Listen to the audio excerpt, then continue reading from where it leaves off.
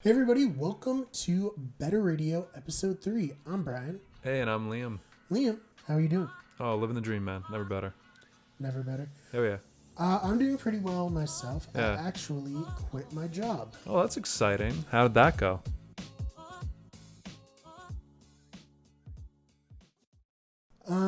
It went well. There's really nothing like terribly dramatic to talk about. It was literally just, hey, this isn't the right fit for me at this time in my life. I would like to not work here anymore. And my manager was like, okay, I'm sorry to see you go. You're like, you're goddamn right. You're sorry to see me go. Exactly. So what that basically means now is that we really need to work hard on monetizing this podcast because I have no money coming in at all. Which is why this is a great time for an ad read, right? Yeah, so if anybody wants us to advertise, we'll take literally anybody at this point because Brian is desperate for money. Brought to you by Squarespace. Yeah, well, I think Squarespace is the most likely one for us to get. Yeah. They sponsor everything. They're getting my emails, for sure. Okay. This vaguely threatening emails. So it didn't start out that way. Oh, man. So, Liam, what have you been up to lately? I've been busy doing stand-up. Last week I was out a lot. I've been working a lot. It's been fun. I do door-to-door sales. I don't know if I've mentioned that yet. No, definitely. Yeah, I think you have. Yeah, if not, tell us what goes into door-to-door sales. Put me on the spot here. Door-to-door sales is great. What I've come to find out is I think maybe every other person is weird. You cold call everyone. And it's unfortunate because like you interrupt, you start off every conversation as an annoyance, right? And so this kind of puts you in a weird situation where it's just like, hey, you didn't ask for this. Honestly, I didn't ask to be put in this position to annoy you, but here we are. Want to buy some stuff? Yeah, no, I feel like the people that are best at it are great at diffusing that initial uncomfortable situation, and I'm not like the best at that. I'm betting I'm passable at it, but there are some real people out there that have a real knack for it, man. It's cool to watch. It's definitely a good experience. Right. Better than McDonald's I loved it to death for sure, but the people coming to McDonald's, they wanted McDonald's. Yeah, they didn't care about you. They'd spit on you. The guy showed me his dick once. Well, that's the McDonald's way. Yeah, we said it a little while ago. I think the first episode. If you work in fast food, you gotta be prepared to see a body. If you work in fast food, you gotta be prepared to see a couple of wieners. It was definitely. I guess so. It was definitely something I thought about for a while. But yeah, it was cool. It was all right. He had a McChicken, small fry was his order. Oh, was his order? Yep, okay. That was his order. Oh yeah, but it's not not a double entendre. But I guess it could be a double entendre. Right. Yeah, it was. It was a double entendre. Oh boy. Well, moving on to that. Other than your main job, how has stand-up been going lately? Oh, stand-up's been going great. Last time we talked, I was going in to do the Roast Wars at B-Nex, hosted by Lou Ramos, every third Tuesday of the month. Right. I went against my really good buddy Kevin Knightley. Right. And he kind of fucked me up. I'll be honest with you. No. Like it was a good match, but Kevin finally found something he was good at. 27 years in, he can't defend himself right here. This is the best. You can just talk shit, and he's not here. No, but I will say I gotta give him credit where credit's due. He's really good at writing roast jokes. He hit me with my favorite roast joke I've ever heard about me, which was this is writing credits to Kevin Knightley. I remind him of a manic depressive Jimmy Neutron, and it was just like fucking hilarious, man. Right. It's good stuff. It's really good stuff. Kevin's great. The show overall was fantastic. Right. Besides that, I've been doing some open mics here and there, and I was very fortunate enough. There's this comic in the Worcester comedy scene. She's a legend as far as I'm concerned. Her name's Robin Courtney. Right. She's a regular at Nick's. I believe she's family of the establishment, right? Or the manager. And at least one of the bartenders. But She was diagnosed with a shit ton of cancer, real bad, real all sorts of Oh, it wasn't the good cancer. No, I mean it Oh, wasn't definitely. it was the No, bad it was the kind that gets that kills people, and yeah. so she starts doing stand up comedy in lieu of this, Mhm. kind of just like spitting in the face of death because Robin Courtney is a fucking badass. Right. And when I started doing stand up, she was one of the regulars at Nick's, and I was like, oh my god! I remember seeing her for the first time, and it was like chills, man. She was good. She was very fucking funny and just very very much just like living the life that she wanted to live, and making us laugh while doing so. Right. So she's had this really bad cancer for a little bit, so clock's ticking, Right. and we're like, hey, or the Worcester comedy scene, Woot Nanny in particular, which is the comedy festival I'm gonna be a part of in either end of September or October. They put on a show for. I wasn't trying to just plug myself in the middle of this story about. It was a heartfelt story. I definitely, and I was like, hey, remember to buy your tickets for Woot Nanny, because I don't know if Robin's gonna be there, but I sure will be. Oh wow. And okay. No, that's her style of humor. Trust me, Right. it's not. That's Well, no, she's very very much. She's dope. She's a fucking badass. Right. And point being with the story, they put on a show for her at Nick's called the Robin Courtney Farewell Tour. So yeah, like I'm saying, very much her style. I know. I'd seen that on Facebook. I was like, oh, what does that mean? So yeah, no, it's pretty dark. Yeah, no, pretty much. Wow. Robin Courtney's sick as fuck, and they wanted to put on a show for her, and so they had a bunch of local Worcester comics go on. Open up, warm up the crowd. Nick's was packed. It was an awesome fucking outing. A great show to be there for. And I was going there to support the scene. I'm in back. I'm not thinking I'm doing anything. So I put a few drinks down. And they end up calling me up. Which was a fucking like amazing opportunity, I thought. It was cool. I was a little buzzed, but I think I did all right. And to be asked to be like a part of that was definitely, I don't know if stand up ever anything comes from it like down the road.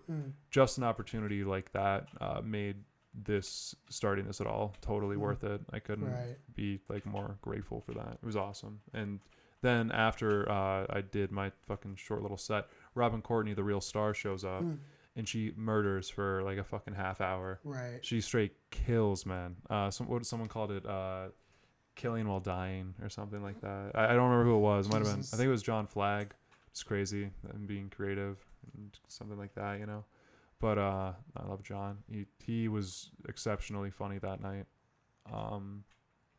Every comic that was on it was great. Brian O'Donnell, Sean Connolly, his wife, Mallory Dickinson.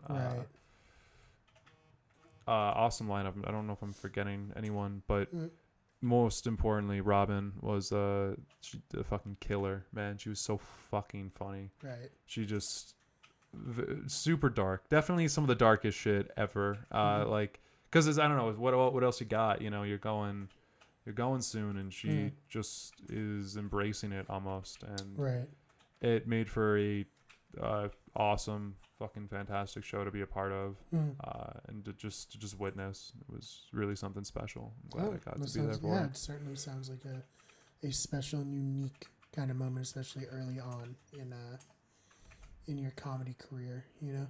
Yeah, man. I've been fortunate as hell. I had like that. I don't know. There was that show I was a part of, the Ha Ha for Hope event. From the Hope Lives Here Foundation, where I got to do stand up in front of like a giant fucking crowd, and like just like 250 or something. Though, like those two moments, man, just like very very much incredible things to. I'm very fortunate. And very appreciative of any opportunity I've been given, and especially for shows like that where there's like a kind of a purpose for it.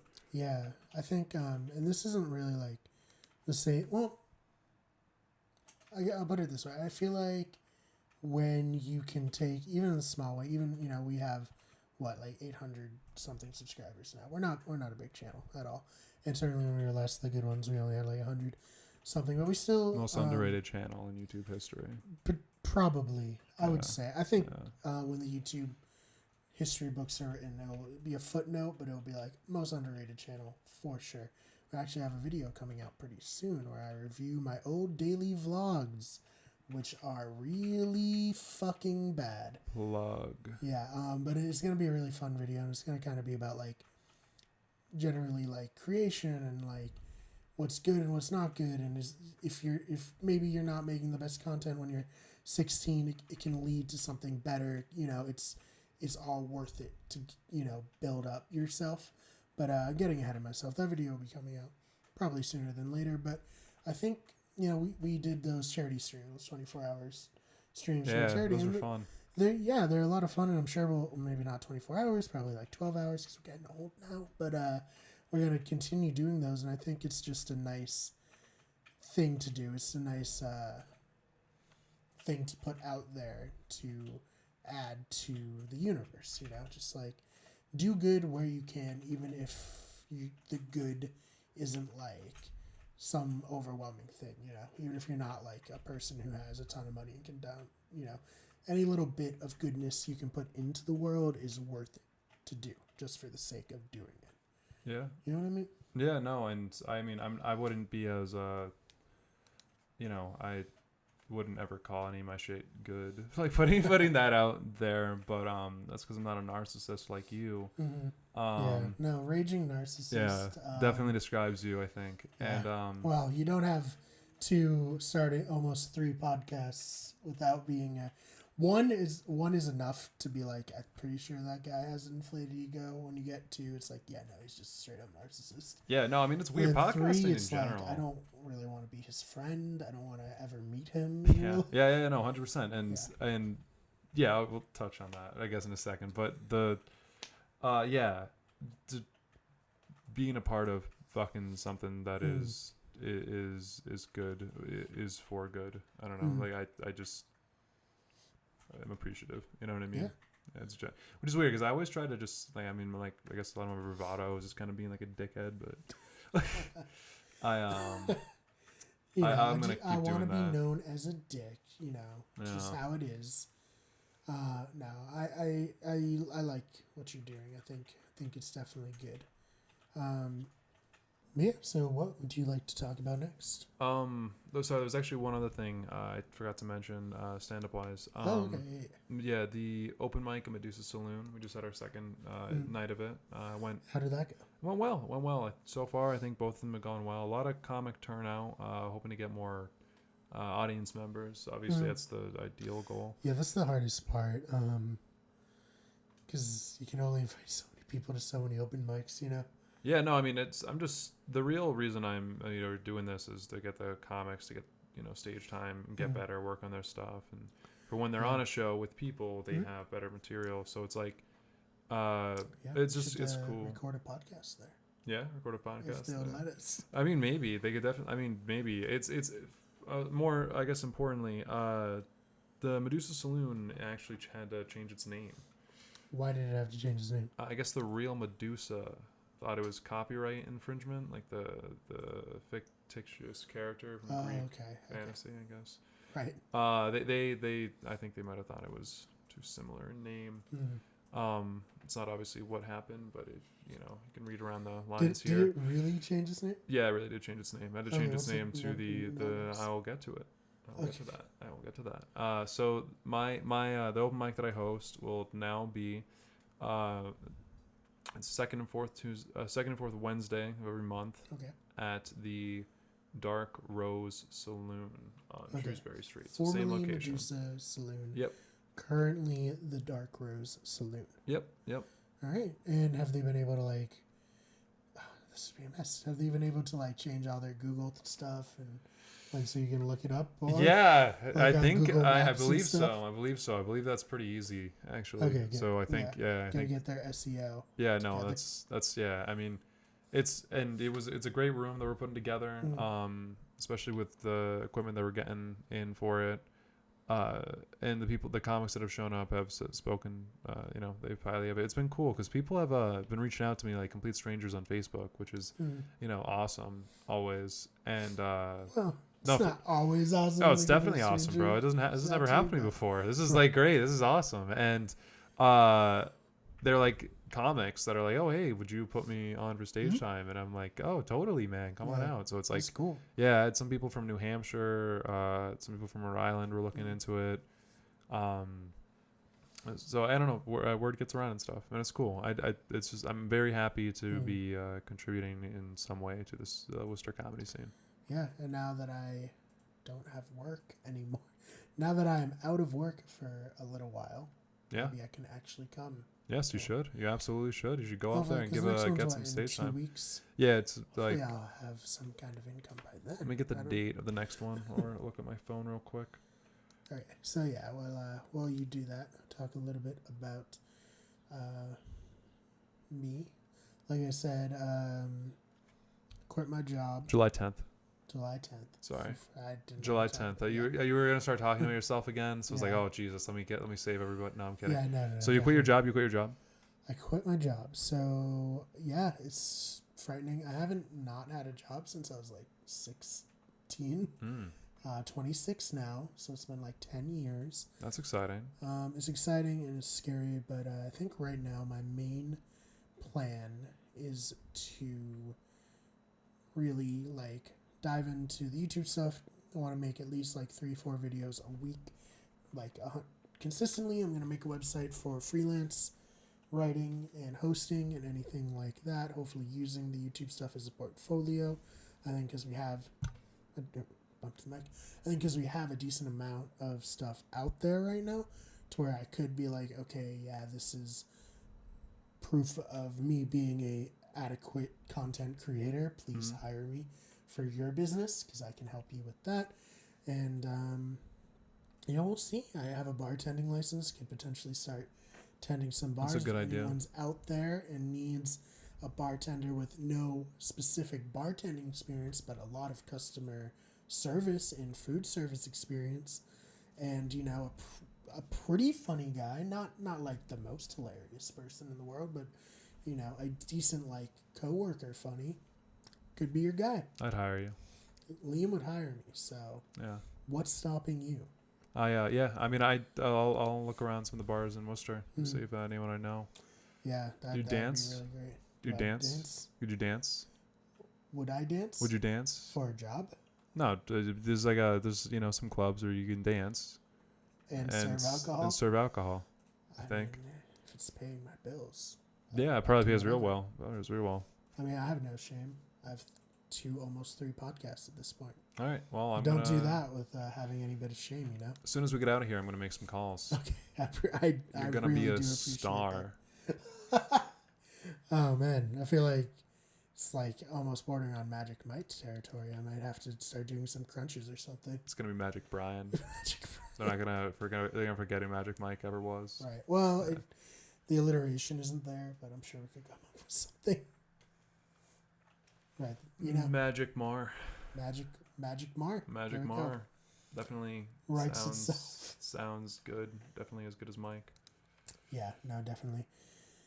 Yeah, so obviously it's an exciting next step, but I guess the way I kind of look at it is similar to there was a commencement speech that Peter Dinklage gave to his old college in Vermont, and one of the things he really stressed was there came a moment in his life when he was 29 where he quit his data entry job, just like I did, and he said that it was really okay, the next time I get an acting role, for better or worse, I'm going to be an actor. That's how I'm going to pay my bills. That's all I'm going to do. So I guess for me, I can, sink or swim with it. I have to make this work for myself. I don't have a safety net. Well, obviously I have, Jenny, she will always support me. I have our family, they're not going to let me die on the streets. But You're on thin ice. and, Last I heard. I don't know. right, I'm yeah, kidding. and Okay. they're like, oof, quit his job they like too. you. That's Yeah. the last strike. They like you just fine. Um, But no, it's definitely like, okay, this is it. I have to go for it. Like, there's no turning back. If I want this, I need to, grab life by the balls. Right by the balls. Caress them, and hopefully it will work out. I would, the next time you're at a job interview, no matter what the guy says, you should just grab his balls. Well, I don't know if I'll do that. Then you're not taking this seriously. It depends on the type of job, I guess. I don't know. You'll know. Just read the room. Just read the room. Right. Just read the room. All right. Anyways, so yeah, do you want to talk any more about that? Or No, I mean that was exciting. Just as your brother, I'm very proud of you. I think this is going to be a good, positive step for you in the right direction. I hope so. No, I got confidence in it will. I think that you have a very strong work ethic and that you will utilize that moving forward and making the right decisions. Yeah, I've already written some videos that I hope to film this week, and we'll see what happens. What was I going to say for the next thing? One thing I'm really happy about, honestly, is unless I want to, I will never have to ride the fucking MBTA public transport. You put some people on blast? What are you saying here? What are you saying about Massachusetts public transport? The worst. Whoa, why? Give us some opinions, hot takes, send them in. This is not hot take. This is, I think anybody who is popular opinion. Probably, I think everyone's gonna be on my side. Maybe even the employees of the MBTA. Whoa. Will be on my side. The MBTA is terrible. Consistently late, delayed, really overcrowded, incredibly expensive. Nearly $300 for a monthly pass. From where $300 for a monthly pass. For a monthly pass. Whoa, for like a working. It's going up. It's going up. They're raising the price. They're raising the price to a service like. They're pricing it as if they're good at their jobs. Whoa. Which they're not. Wow, you're talking about a lot of people here. They're terrible. Whoa, okay. You're doubling down. Bad experience. Everyone has a bad time. All right. On it. The employees have a bad time because they know everyone hates them because they associate them with the service in itself, which is so bad. So there's like a weird dynamic between the employees and the people riding it. Everyone's just angry. People in Boston in general are just angry, so it's like amplified even more. Yeah, no, that makes sense. The train's running late. No one ever wants to like be squished in like the 2 or 3 seaters, so they'll do everything. Speak for yourself. To not like blatantly be like you can't sit here, but like make it so like, well, it'd be inconvenient if you sit here. And I'm a big guy. I'm not gonna squish anybody, So I'll stand, which is fine. I don't mind standing, but then the employees will come around and be like, hey, make sure you use all available seats. And it's like, well, what am I gonna do? I'm gonna like, hey, guy in the 2-seater, you know how your morning's already been really bad because the train just sitting on the tracks for 20 minutes and no one has explained why. Would you like it to be worse by me sitting next to you? Would that be would that be cool? Would you like that? He just gets very happy about it. Yeah, well, I'd have to find like the one person who'd be into it. But yeah, man, I don't have to ride the MBTA anymore. I'm proud of you. That's unless great. I want to. That's great. You just left all those working class people behind you. They'll be fine. They're getting a lot more money. The employees of the MBTA, anyways, will be fine because they're getting more money because they're raising the price again. No, they might not be getting more money. That's not how that works. Speak to Amazon. It might just be whoever's in charge of the CEO of the MBTA. Someone's pocket is getting deeper for sure. Right. And you know what? It's fine because I think most of the time the trains stay on the tracks. Like once a month, a train comes off the tracks. Is that true? Once a month? It's pretty frequent. Wow. The Red Line just recently had one go off the tracks, and now it's still going to be like 3 more weeks before it's fixed. Anyone pass away? No, no one died. That's good. But eventually someone's going to die if they don't like fix this. Maybe. Has anyone died yet? Frequently. I don't know. We might have to look that up. Yeah, I'll look into that. Because if someone's died, then yeah, they really got to work on this. I think it's one of those things where it's like, well, we're not gonna work on it until like a bunch of someone people. dies. Until like a bunch of Yeah, people until die. like A whole train yeah, fucking exactly. spins And it's over out of like, control. I Takes out a guess we'll neighborhood. do something. Yeah. You know, No, that's that. Yeah, I mean, you gotta at that point. It's the BP oil spill, right? right? Yeah, The it's like, Titanic. we're not gonna 9/11. do anything. Okay, well, we're getting a little off track. It's the MBTA is not 9/11, but it's 9/10 at least. I don't know. I just tangentially. There's definitely But yeah, man, I'm just excited. corkboard I in the never back. have to ride the MBTA. I'm very proud of you. again. That's I'm very happy for you. I mean, This is all worth it. Being unemployed and poor will be worth never having to step foot on those trains. That the other day I was standing on the train because it was packed, naturally, and it was like packed like completely. And all of a sudden, outside of the bathroom that nobody's in, water just starts coming out. That's good. Of the door, and we're all just standing in it like, well, this is happening. We would complain, but we know nothing will come of it. So we're just gonna stand in this toilet water coming out of the toilet on the train. It was a really good time. This sounds amazing. This Yeah. sounds like an incredibly. You totally sold me on it. I'm gonna pay whatever it is for monthly. I might not even From use Worcester, it. it'll probably be like $10,000. Really? Yeah, it goes by. Yeah, no, yeah. Like, it's gonna probably be like $350. Jesus, that's whack. It's funny too because I saw Worcester had like a meeting where they invited the MBTA people there and just everyone just yelled at them for like 10 minutes and they were like, "Listen, we hear your concerns. We're not going to do anything about it, like improve our service or not raise the money, but we appreciate that you came out."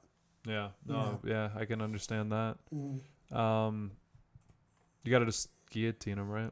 Oh, well, just make them ride the red line, you know what I'm saying? Oh, wow, that's worse. That's worse than getting your head removed, I heard. Oh, man. All right. Anyways, what is our next topic? You said that you wanted to... Yeah, let's I don't know, bring let's some stuff see a couple things. Well, pique some interest maybe. Mm. What have you been listening to for music lately? Anything God. interesting? And I All know right, you probably so- got some good My music. taste in music is fucking weird. So All right, I don't know good. if anyone will be necessarily particularly interested Well, in it. I go from like rap to punk rock regularly, so I go from like like harder stuff, to lot of- like grown men sounding Yeah, like no, little boys. I So know, yeah. I love Well, it. yeah, like, I guess that'd kind of be like a good way. I like weird musicians, like sad musicians kind of. But, like there's like almost a subgenre now, I feel like, of sad white boy rappers. Yeah, no, I mean definitely. Who are you listening to? So you're familiar with Ho Johnson, obviously. He just came out with a new song. Yeah, that guy's a guy. He's a guy. It's a pretty good song, but I've really been getting into Oliver Tree lately. Oliver Tree. Who's that? Any music I would know?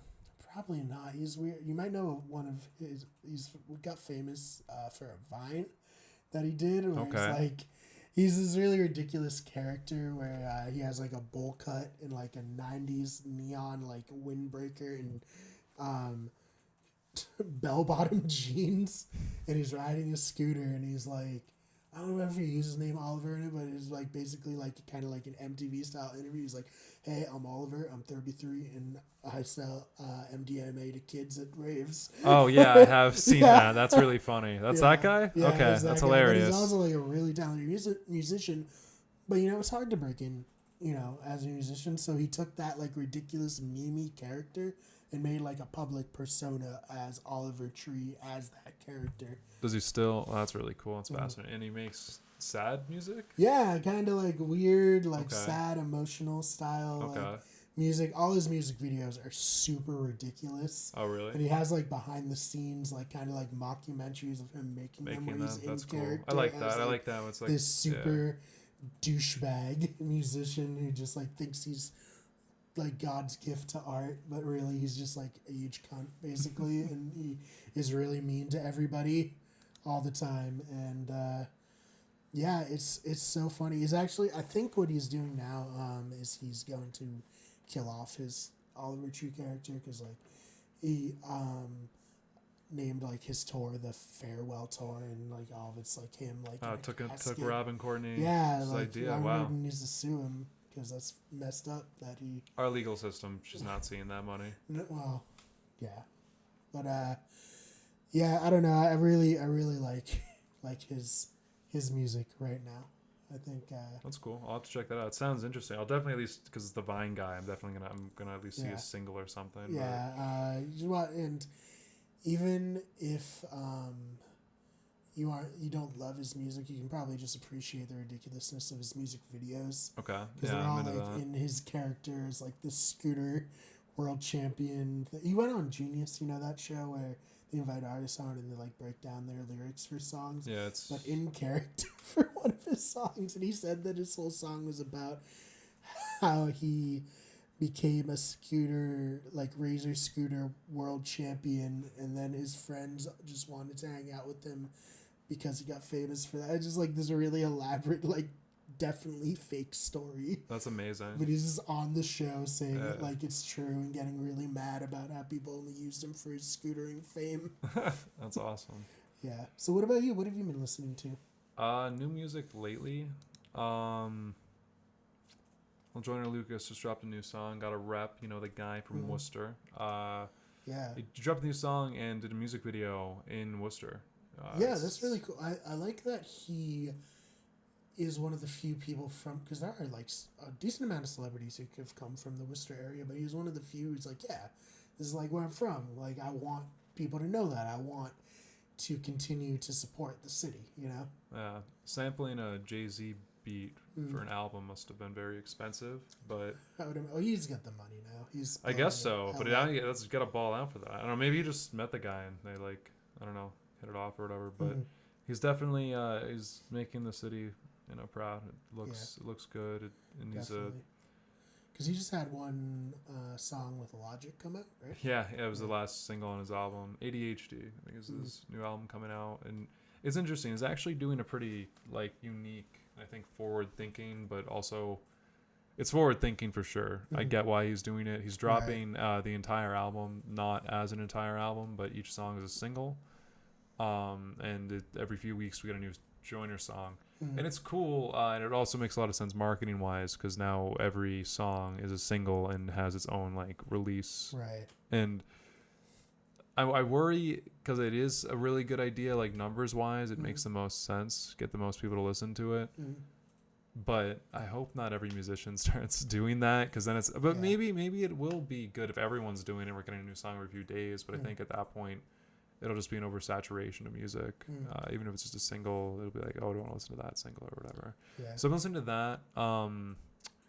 Slaughter Beach Dog, which is a band I really like. Slaughtered Beach Dog. Slaughter, Beach Dog is So it's like the dog's name, or maybe I actually haven't really looked into. I mean, I don't know. It's a pretty. So I guess it would have to be like Slaughter the Beach Dog, but with the comma there. So it's like Slaughter the Beach Dog. I think it's Slaughter. Yeah, Slaughter Pause Beach Dog is the. All right. Okay. Well, it's all right. Provocative regardless. It's definitely weird. I'll be honest with you. Since I read it the first time, I was like, all right, we're doing this. That's okay, but it's working for them. It's I think it's half of the band Modern Baseball. Okay. Yeah. Which was a band I really really liked. They've broken up, unfortunately. Right. The co-singer citing mental health problems in a documentary they released. But I'll be honest, they were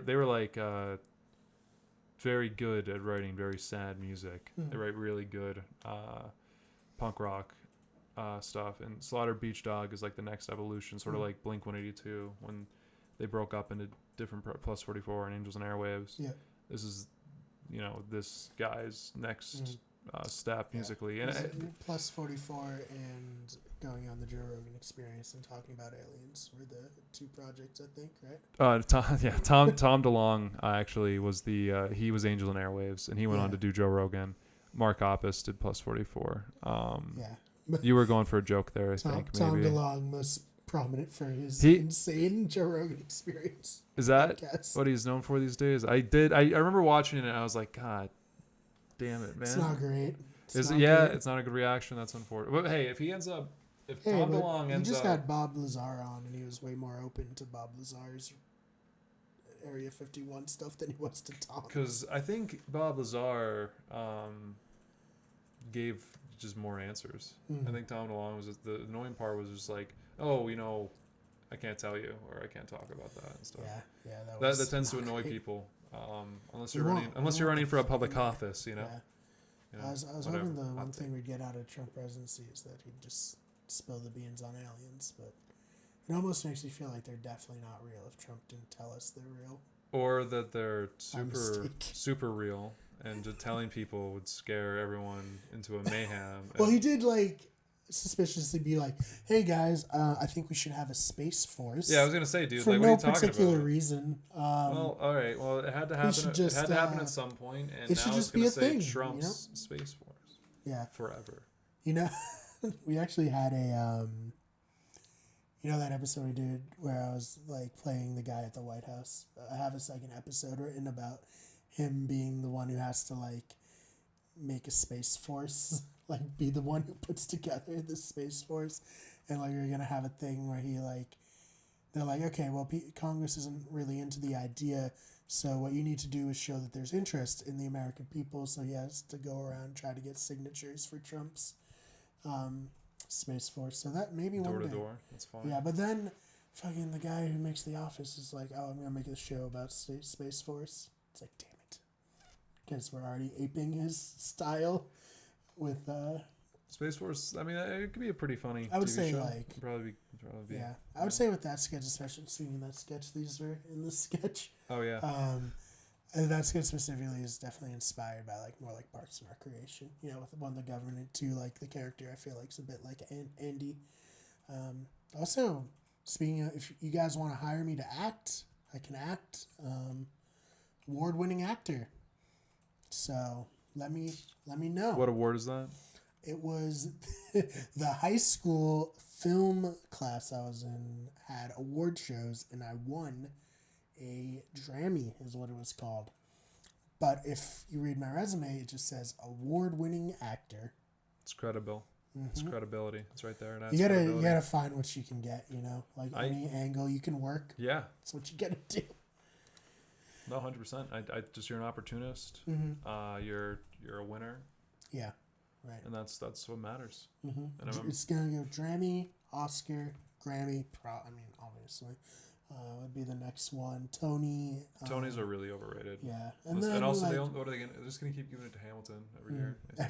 They just keep. I don't know. I don't know. I don't watch. I don't keep up with it. But, yeah. And then later in my career, like in my 70s, that's when I'll like come back to play like the president or something. You'd be like, oh, is this like really well respected Oscar-winning actor, and now he's just gonna be on a TV show, and then I'll get that Emmy. Complete the EGOT did with the Drammy. Yeah. If you could have one job, right? What would your dream job be? If I could have one job. Yeah, like if you could work anything in the world you could make work right now, what would it be and why? It would be making the show Streaming, which is about people, ironically enough, leaving their job, people in their 20-somethings leaving their jobs and creating a streaming channel, a Twitch channel. Oh, so you're like a method actor.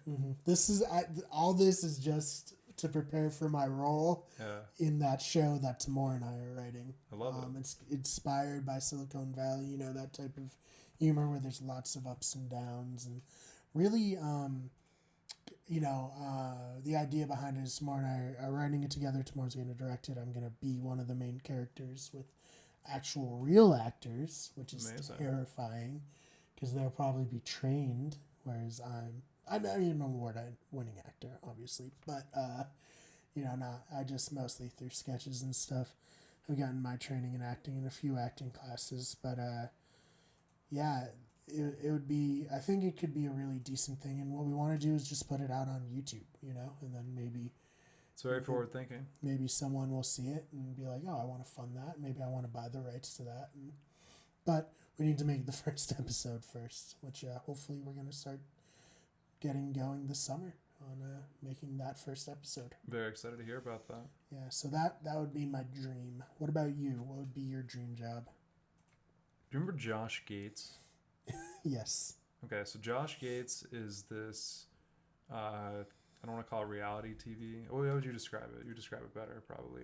It's not reality TV. Yeah, he had it still has. It's kind of like a documentary style show. Originally it was called Destination Truth. Now it's another, what's his? Expedition Unknown on the Travel Channel. Unknown. It was on Sci-Fi at first, and then now it's on the Travel Channel. Yeah. And so what Josh Gates does is goes around to places and investigates like claims of like the paranormal, of cryptids, of like legends, basically. Yeah. And he's really funny, I feel like, which is a big appeal and a big inspiration to Our Ghost Reel, that show. You should come. You want to be Josh Gates? You can be Josh Gates on Our Ghost Reel. Ghosts are not real. Well, that's what we're trying to find out. I don't buy it for 1 second. I've never once thought a ghost was real. Mm-hmm. I think Bigfoot's more real than ghosts. Right. Yep. Well, actually, we are planning to make a one-off episode called "Is Bigfoot Real?" Is Bigfoot real? Yeah. Do you have the answer? Well, we haven't filmed the episode Of yet. course. All right. So that's good. I like it. I like we'll it. find out. Keep me in suspense. Yeah. Well, do you want to come? To find Bigfoot? Yeah. Well, Maggie quit the channel, so we have an opening on the team of Our Ghost Reel. When I'm not the ghosts are not real. I'll shit on it the whole time. Well, that's fine too. It's like that's part of the funny thing, like some people. I can make a guest appearance. That's definitely something that we can arrange. I'm looking forward to this. It sounds like a great idea. It sounds like a lot of fun. Have you ever seen the trailer for Our Ghost Reel? I have, yes. Yeah. It's definitely creative. It's visionary. I think it'll go down as some of your best work. Yeah, what will be really great is that will be the thing that gets picked up, and then I'll turn into the guy from Ghost Adventures and start wearing like tight, deep V's. Yeah. Being like trying to fight ghosts. That's how you get the ghost attention. Mm. Yeah, skin. You gotta show some skin. Gotta show some skin. They're not gonna be interested unless you're out there. I wouldn't be. I don't know why you would assume they wouldn't be. Mm-hmm. You know. But we have some more episodes. I'm so excited for October this year. We have so many dope videos coming. Yeah, no, I'm excited. I'm excited. Starting to work on now, so they'll actually be done. That's cool. This time, but includes a couple more episodes of Our Ghost Reel, and hopefully we'll get the pilot out sooner than later. No, it's really exciting. It's almost been a year since that's been filmed, but I guess. Sorry, but yeah, in terms of a dream job, dream job. I'd like to usurp Josh Gates. I would like to take that gig. It's awesome. You don't watch your own show. You just want to kill Josh Gates. Yeah, no, I understand. Well, there can't be two of us. There can't be. I'd like to maybe do it with him for like a season, like intern, and then I'd kill him. Right. Then I'd murder him in cold blood. Oh, no. I would By kill him, you mean let him retire and you would take over the show. I mean, for legal reasons. I mean, we're looking for the lost city of Shangri-La. We find it. I kill him, and then I take all the credit. That's what I mean. Josh Gates found a Bigfoot footprint. A Yeti footprint, bro. It's now in Disney World, actually, the Animal Kingdom. Is it a museum? Even better. It's in the waiting line for Expedition Everest. Yeah, but no, Josh Gates, I think he really figured out life. That's the coolest. Traveling the world, looking for cryptids, urban legends, stuff like that.